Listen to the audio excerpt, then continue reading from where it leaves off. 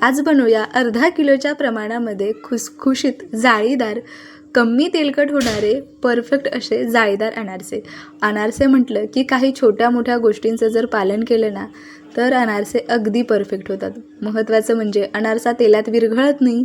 दुसरी महत्त्वाची गोष्ट म्हणजे अनारसा तेलकट होत नाही। अनारसा म्हटलं की महत्त्वाच्या ह्या दोन गोष्टींचं कटाक्षाने पालन करावं लागतं, ज्यामुळे अनारसा तेलकट होत नाही आणि तेलात विरघळत नाही। आज तुमच्यासोबत अगदी प्रमाणबद्ध पद्धतीने रेसिपी शेअर केलेली आहे, पारंपरिक रेसिपी शेअर केलेली आहे। त्यामुळे व्हिडिओ शेवटपर्यंत बघा आणि व्हिडिओ जरासुद्धा आवडला ना तर व्हिडिओला लाईक करा। तर हा अनारसा तुम्ही बघू शकता किती खुसखुशीत झालेला आहे। अनारसा प्रत्येकाला वेगळ्या वेगळ्या पद्धतीने आवडतो, कोणाला थोडासा मऊसर तर कोणाला थोडासा खुसखुशीत। तर इथे मी घेतलेला आहे रेशनिंगचा तांदूळ। तर इथे तुम्हाला वजनी प्रमाण आणि त्यासोबतच वाटीचं प्रमाणसुद्धा सांगणार आहे, त्यामुळे व्हिडिओ कुठं स्किप न करता शेवटपर्यंत बघा। तर इथं वाटीने आपल्याला 2 वाट्या तांदूळ लागणार आहे। तसंच वजनी प्रमाणाने जर बघायचं म्हटलं तर इथं हा तांदूळ परफेक्ट अर्धा किलो आहे। तर इथे बघा ह्या 2 वाट्या मी गच्च भरून घेतलेला आहे।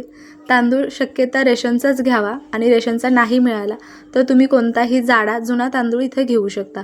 त्यानंतर हा तांदूळ अगदी 3 ते 4 पाण्याने स्वच्छ धुवायचा। जोपर्यंत यामध्ये स्वच्छ पाणी निघत नाही तोपर्यंत तांदूळ धुवायचा।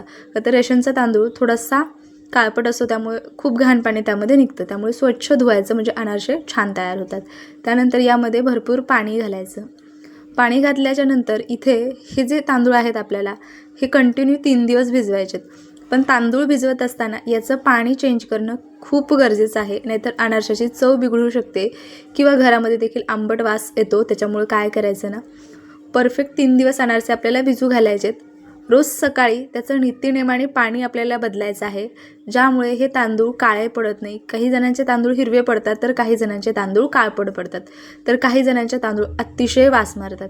तर असा कोणताच प्रकार होऊ नये यासाठी हे तांदूळ नित्यनेमाने तुम्ही जर आज सकाळी 10 वाजता जर तांदूळ भिजत घातले तर उद्या 10 वाजता त्याचं पाणी बदलायचं।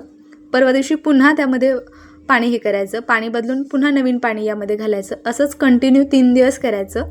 आणि त्यानंतर हे अनारसे मी हे तांदूळ सोमवारी भिजत घातले होते। सोमवार, मंगळवार आणि बुधवार असे 3 दिवस भिजवले आणि गुरुवारी हे आपण त्याचं पीठ तयार करून घेतलं। तर इथे बघा, तर दुसऱ्या दिवशीसुद्धा मी याचं पाणी चेंज करून घेतलं। तिसऱ्या दिवशी पण याचं पाणी व्यवस्थित चेंज करायचं, व्यवस्थित तांदूळ धुवून घ्यायचे, छान असे निथळून घ्यायचे। तर हे बघा, आता तुम्ही हवं असेल तर असं चाळणीमध्ये सुद्धा ठेवू शकता किंवा स्वच्छ असं कॉटनचं कापड घ्यायचं आणि त्यावरती हे तांदूळ आपल्याला सुकवून घ्यायचे। तर हे तांदूळ उन्हामध्ये सुकवायचे नाही, तर आपण किचन वाट्यावरतीच हे तांदूळ तुम्ही अगदी तासाभरासाठी सुकवून घेऊ शकता। त्यापेक्षा जास्त हे तांदूळ सुकवायचे नाही, का तर खूप जर तांदूळ तुम्ही सुकवले तर मात्र अनारसे तेवढे छान होत नाही। त्यामुळे हे बघायचं की फक्त हे तांदळामधलं जे पाणी आहे हे सुकलं पाहिजे आणि हे तांदूळ आपल्या हाताला चिटकले नाही पाहिजेत। पण हाताला ह्या तांदळाचा थोडासा गारवा जाणवतो, म्हणजेच यामध्ये मॉइश्चर भरपूर असतं। आता हे तांदूळ महत्त्वाचं म्हणजे तुमच्या जर मिक्सरचं भांडं अगदी व्यवस्थित असेल, त्यामध्ये व्यवस्थित दळलं जात असेल तरच तुम्ही हे घरी बारीक करून घ्या किंवा तुम्ही चक्कीवरून सुद्धा हे दळून आणू शकता। हे बघा, तर मिक्सरचं जर भांडं व्यवस्थित नसेल आणि हे जर थोडंसं रवाळ जर दळलं गेलं तर अनारसे तेलकट होतात। याचं जे पीठ असतं छान असं मऊसूद असतं, खूप जास्त रवाळ नसतं। अशा पद्धतीने चाळून 2-3 वेळेस ह्याचं जे बारीक जी कणी असते ही पुन्हा वाटायची। असंच करत मी हे 2दा-3दा करून हे तांदूळ व्यवस्थित असे दळून घेतलेले आहेत। अगदी बारीक महीन याची पिठी तयार झालेली आहे। तर इथं आपण आता वाटीचं प्रमाणसुद्धा बघतोय। सुरुवातीला सुद्धा हे तांदूळ आपण मोजून घेतले होते, तरीसुद्धा आपण हे पुन्हा एकदा वाटीने मोजून घेत आहोत। त्याचं कारण असतं का, तर कधी कधी हे जे पीठ आहे हे कमी जास्त भरू शकतं, त्यामुळे पुन्हा एकदा मोजून घ्यायचं, का तर अनारशामध्ये प्रमाण खूप महत्त्वाचं असतं। हे बघा, आता हे पीठ जे आहे हे 2.5 वाट्या भरलेलं आहे, म्हणजेच ते मोठ्या वाटीने हे 2 वाट्या झालं। तर आपण अर्धा किलो तांदूळ घेतला होता, त्यासाठीच आपल्याला याच्या निम्म्या प्रमाणामध्ये गूळ घ्यायचा आहे। तर गूळ घेणं सुद्धा खूप महत्त्वाचं असतं। यासाठी खूपच एकदम जो हलका पांढरसर जो गूळ असतो तो सुद्धा वापरायचा नाही, या तर खूपच काळपट जो गूळ असतो किंवा चिक्कीचा गूळ असतो तो वापरायचा नाही। यासाठी जो सेंद्रिय गूळ असतो ना तो इथे वापरायचा, ज्यामुळे अनारशाचा रंग छान येतो. खूप अनारसे काळपट होत नाही किंवा खूपच पांढरेसुद्धा होत नाही. अगदी परफेक्ट याला मस्त असा बदामी तांबूस रंग येतो. त्यासाठी याच्यामध्ये ना सेंद्रिय गूळ घालायचा, जो खूप जास्त चिकट नसतो. तर आता हे व्यवस्थित असं मिक्स करायचं. याला फार असं चुरत बसण्याची गरज नाही. यासाठी आपण काय करणार आहोत ना, खूपदा आपल्याला हे चुरण्यासाठी खूप वेळ जातो. तर आपण हे जे आहे ना, हे मिक्सरच्या भांड्यामध्ये छान असं दळून घेणार आहेत, ज्यामुळे ही जी गूळ आणि तांदळाची जी पिठी आहे ही व्यवस्थित एकसंध होते आणि यामध्ये छान अशी बाइंडिंग येते. तर इथं मी संपूर्ण मिक्सरच्या भांड्यामध्ये हे काढून घेतलेलं आहे. आता याला तुम्ही पल्स मोडवर किंवा चालू बंद करत अगदी 2 ते 3 मिनिटासाठी व्यवस्थित असं याला दळून घ्यायचं, जोपर्यंत यामध्ये जे गुळाचे खडे आहेत हे व्यवस्थित दळले जात नाही. तर हे बघा, आता हे प्रीमिक्स तुम्ही अगदी 2 ते 3 महिन्यासाठी फ्रीजमध्ये ठेवू शकता. यामध्ये पाण्याचा अजिबात थेंबसुद्धा नाही, त्यामुळे हे पीठ छान असं टिकतं. तुम्ही असं जर रेडीमेड पीठ तयार करून जरी विकणार असाल ना, तर या पद्धतीने तुम्ही हे प्रीमिक्स तयार करू शकता. अगदी परफेक्ट हे आहे. अजिबात याला आंबूस वास नाही किंवा कोणतीच असं म्हणजे पाण्याचा आपण हात लावलेला नाही, त्यामुळे हे पीठ छान असं टिकतं. आणि तुम्हीसुद्धा म्हणजे ज्यावेळेस तुम्हाला अगदी ज्यावेळेस बनवायचे थोडेसे बनवून खाऊ शकता आणि बाकीचं पीठ फ्रीजमध्ये ठेवू शकता. तर आता याचे छान असे मी असे लाडू बांधून घेतलेले आहेत आणि हे पीठ आपल्याला 2 दिवसासाठी छान असं उबदार जागेवरती ठेवायचं आहे. म्हणजे हे छान फर्मेंट होतं आणि आपल्या अनारशाला जाळी अगदी परफेक्ट पडते. बरं मंडळी, तुम्हाला ही रेसिपी जरासुद्धा आवडत असेल ना, तर व्हिडिओला लाईक करा आणि तुमचे याविषयी काही सजेशन असेल ना, ते सुद्धा तुम्ही मला कमेंट करून सांगू शकता. आता हे मी 2 दिवस हे पीठ व्यवस्थित असं फर्मेंट करून घेतलेलं आहे. आता यामधला फक्त एकच लाडू मी काढून घेणार आहे आणि हे पीठ मी बाकीचं फ्रीजमध्ये ठेवणार आहे. हे बघा, आता हे सुरुवातीला व्यवस्थित असं चुरून घ्यायचं. छान असं याचे ज्या गाठी गुठळ्या असतील त्या व्यवस्थित अशा फोडून घ्यायच्या.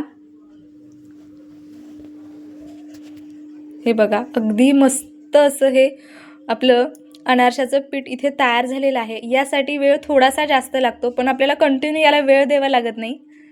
आता इथं अगदी चमच्यानी 2 ते 2.5 चमचे यामध्ये दूध घालायचं. यापेक्षा जास्त यामध्ये दूध घालायचं नाही, का तर यामध्ये जे गुळाचं प्रमाण आहे यामुळे जर आपण थोडंसं सुद्धा यामध्ये लिक्विड काही घातलं ना, तर ते जास्त होण्याची शक्यता असते. त्यामुळे अगदी थोडंसंच घालायचं. 2 ते 3 चमच्यापेक्षा जास्त यामध्ये दुधाचा वापर करायचा नाही, का तर अनारशाचं जे पीठ असतं ते खूप पातळ नाही किंवा खूप घट्ट नसतं, मध्यम असतं. त्यामुळे संपूर्ण इथं मला फक्त 3 चमचेच दूध लागलेलं आहे. तुम्हाला थोडंसं कमी जास्त लागू शकतं. आता हे छान असं मी मळून घेतलेलं आहे. हे बघा, हे छान असं जुळवून घ्यायचं. आता अनारसे थापून घेण्यासाठी इथं मी थोडंसं साजूक तूप घेतलेलं आहे आणि खसखस घेतलेली आहे. आता अनारसे तुम्हाला जितपत मोठे किंवा लहान असे पाहिजे आहेत, जसे गुबगुबीत किंवा थोडेसे खुसखुशीत, त्या अंदाजाने पिठाचा गोळा घ्यायचा. पहिला अनारसा तुम्ही थापून घ्यायचा, तळून घ्यायचा. त्यानंतर तुम्हाला अंदाज मिळतो की आपल्याला जे अनारसे आहेत ते कसे हवेत. आता इथं मी थोडीशी ताटामध्ये खसखस घातलेली आहे आणि त्यानंतर जो आपण गोळा घेतला होता पिठाचा तो यावरती थापून घ्यायचा.